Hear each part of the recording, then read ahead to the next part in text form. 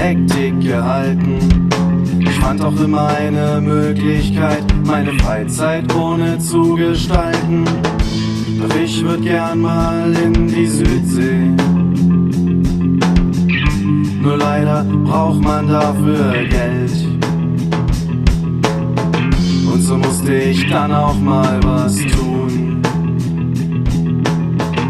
was einem nie wirklich gefällt. Ich hab jetzt seit ner Weile auch einen Job, so an die 6 Jahre. Doch irgendwie hängt man so drin in seinem Trott und verkommt selbst zu einer Ware. Ich war noch nie in der Südsee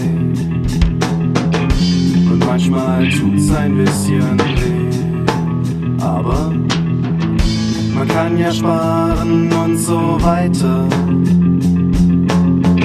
Und die Kaffeepausen sind doch heiter. Und dann die ganzen Urlaubstage. Ne gute Erfindung, keine Frage. Es ist super zu wissen, dass man gebraucht wird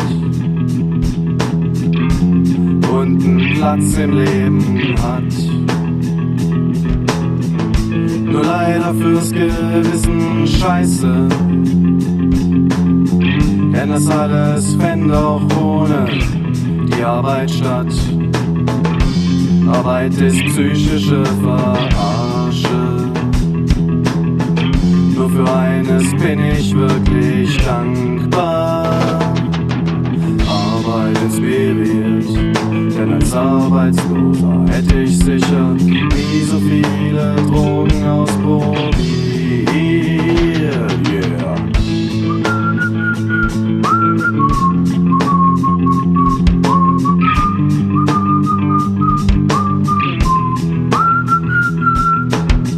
Und die ganzen sozialen Dramen, die sich im Arbeitsumfeld so abspielen, sind schon wirklich interessant. Was man so hört, wer mit wem,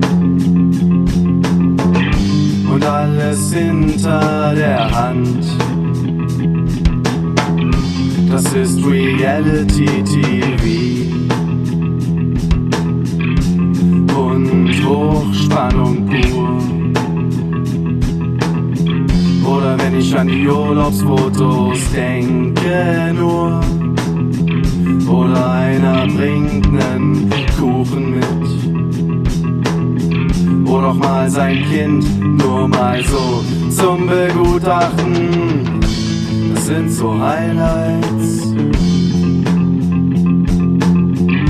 die man nicht missen will. Scheiße, dass man ein Gewissen hat und das sagt, das alles fände auch ohne die Arbeit statt.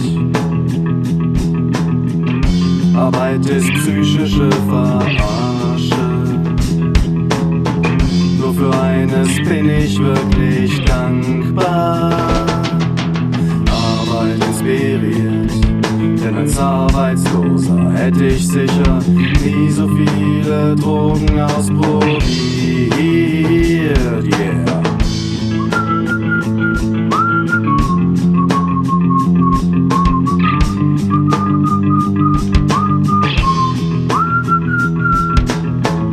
Ach ja, und nicht zuletzt der Kontostand. Da ist sogar sowas wie Bewegung. Immerhin, es lebt noch. Doch nur scheiße, dass man ein Gewissen hat und das sagt, das alles fände auch ohne die Arbeit statt. Arbeit ist psychische Verarsche. Nur für eines bin ich wirklich dankbar. Arbeit inspiriert, denn als Arbeitsloser hätte ich sicher nie so viele Drogenexperimente durchgeführt. Yeah.